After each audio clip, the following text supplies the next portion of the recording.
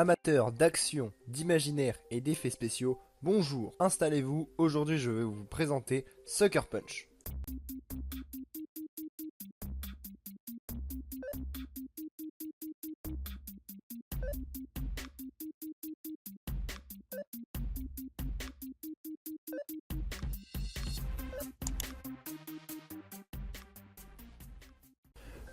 Donc, le film a été réalisé par Zack Snyder, qui au passage a fait 300, donc ce mec pèse. Il a réalisé le scénario avec Steve Shibuya, qui lui pour le coup n'a fait que Sucker Punch. Le film est lui sorti en 2011. Le film est fantastique, gorgé d'action et un peu dramatique. Et dramatique, c'est pas rien de le dire puisqu'elle va perdre sa mère et sa petite sœur dès les 10 premières minutes du film.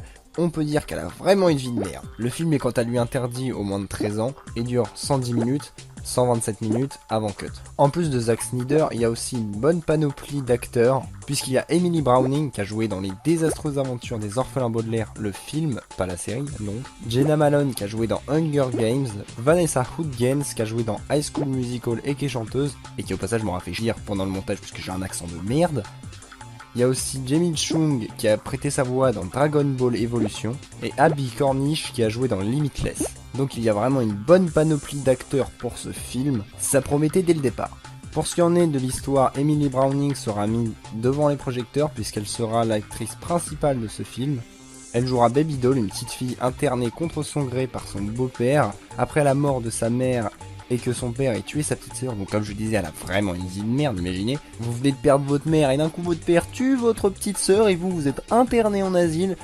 À sa place, j'irais pas trop bien. Après vous, je sais pas. Donc une fois là-bas, son seul recours pour réussir à ne pas péter un câble, ce sera l'imagination.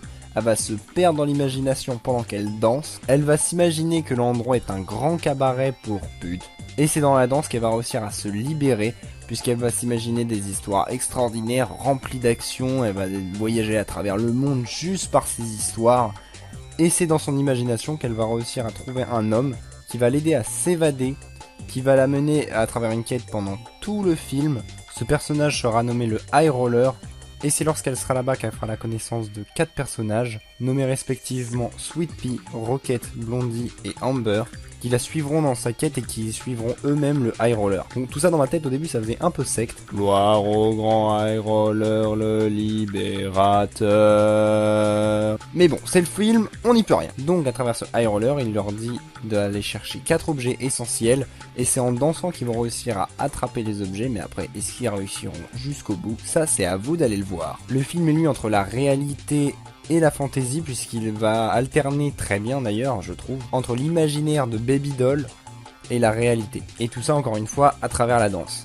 Il y aura autant de scènes d'action qu'il y aura d'objets à récupérer, et même un peu plus. Et vraiment, ces scènes d'action sont très bien amenées, elles sont très rythmées. Vraiment, ce film est un film très rythmé. En plus de ça, c'est pas dans n'importe quel film que des samouraïs, des dragons, des robots géants et des soldats allemands de la Première Guerre mondiale peuvent être bien amenés par l'histoire et en plus être tués devant l'écran. Donc oui, vous l'aurez compris, ce film était très dirigé sur le visuel. D'ailleurs, j'aurais adoré voir un 3D. Donc maintenant, j'ai un petit peu changé la recette de l'émission. Au lieu de raconter directement tout ce qui m'a plu et me répéter en vain et en vain, je préfère faire ça sur 3 points. Donc du coup, si vous avez jamais vu Sucker Punch, je vais vous présenter 3 points forts selon moi de pourquoi vous devriez le regarder. Numéro 1, le visuel. Je viens d'en parler, mais vraiment le visuel apporté à ce film est génial. Les décors sont très beaux, les monstres sont très bien animés, enfin les monstres, vous verrez par vous-même. Il y a énormément de scènes dirigées artistiquement et c'est vraiment très impressionnant, que ce soit les costumes, les décors, comme l'ambiance en général. Il est très beau. Il y a des prises de vue qui sont géniales. Il y a vraiment beaucoup d'idées à ce niveau-là. Et vraiment, j'applaudis Zack Snyder pour ça. En plus de ça, les transitions entre la réalité et l'imaginaire sont très bien faites, vraiment. Et les jeux de lumière sont géniaux. Donc je vous conseille vraiment, si vous aimez autant que moi l'effet visuel, d'aller le voir. Le deuxième point, c'est que le film est très rythmé et avec beaucoup d'action. Que ce soit dans l'imaginaire ou pas, vraiment l'action est omniprésente. On ne se fait vraiment jamais chier devant le film, il avance au fur et à mesure. Il y a des arsenals d'armes vraiment impressionnantes, il y a des robots de guerre, il y a beaucoup de choses. En plus c'est très rythmé et comme on arrive vraiment à se prendre dans le film grâce à tout ça, vraiment je trouve que ce film est un chef-d'œuvre d'action. Il est même un des meilleurs films d'action que j'ai vu, et pourtant j'ai un peu de mal avec les films d'action en général. Mais lui vraiment en termes de violence et de suspense et de stress, vraiment vous avez les trois réunis là-dedans, et je vous le conseille très très fortement, puisque vous allez le voir, les personnages se battent à différentes époques parfois. Donc vraiment, je vous conseille d'aller le voir pour ce deuxième point aussi. Le troisième point, je vais pas vous le cacher, je me suis pas cassé les couilles.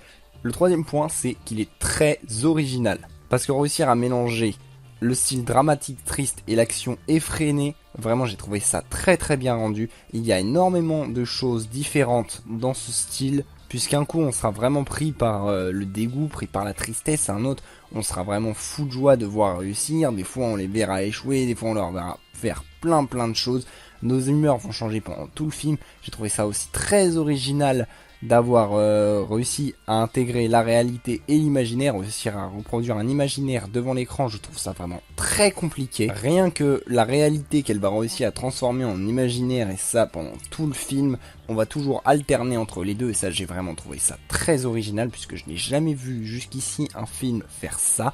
En dehors de Alice au pays des merveilles, mais là pour le coup ce n'est pas vraiment de l'imaginaire puisque c'est sa réalité, alors que là c'est vraiment une frontière entre la réalité et l'imaginaire, et j'ai vraiment jamais vu ça dans aucun autre film. Si vous avez déjà vu ça, n'hésitez pas à m'en faire part en commentaire, je serais vraiment très content de le voir. Mais en tout cas jusque là j'ai trouvé ce concept très original et très bien amené, donc je vous conseille ce film pour ce troisième point aussi. Et petit quatrième bonus, les sons du film sont vraiment géniaux, les musiques sont géniales et elles sont très bien amenées. Elles sont toujours au bon moment, donc vraiment je vous le conseille aussi pour ça. Enfin, avant de vous balancer le générique lâchement, parce que je ne sais pas comment terminer la vidéo, pour une fois je vais vous dire où vous pouvez retrouver le film. Vous pouvez l'avoir en DVD avec des scènes inédites, notamment une qui aide à la compréhension de la fin, ou encore en streaming. C'est à vous de chercher pour le coup, je vous mettrai pas le lien dans la description. Hein.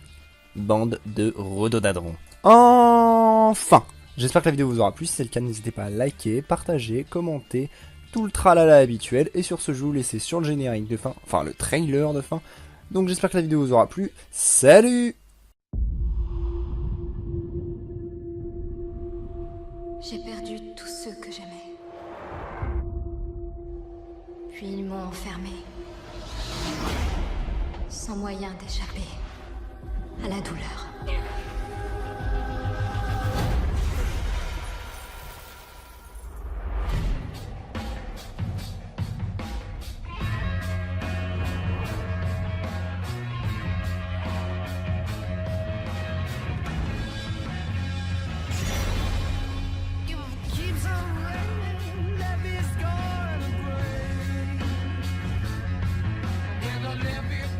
Il faut que je sorte, je vais m'évader d'ici. Il y a des gardes armés partout. Et si Blue s'en aperçoit, on est morte. On est déjà morte. Tu as peur. Il ne faut pas. Pour atteindre ton paradis, laisse-toi aller. Ce que tu es en train d'imaginer, c'est un monde que tu contrôles.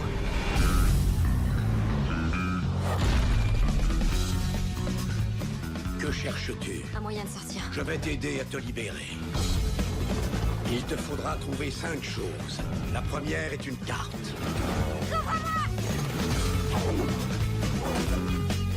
Ensuite, le feu. Puis un poignard. Et une clé.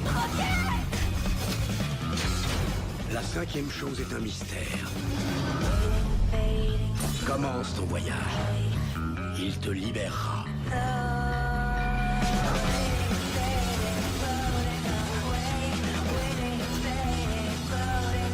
Il sait ce qu'on fait. C'est le seul moyen qu'on ait de sortir.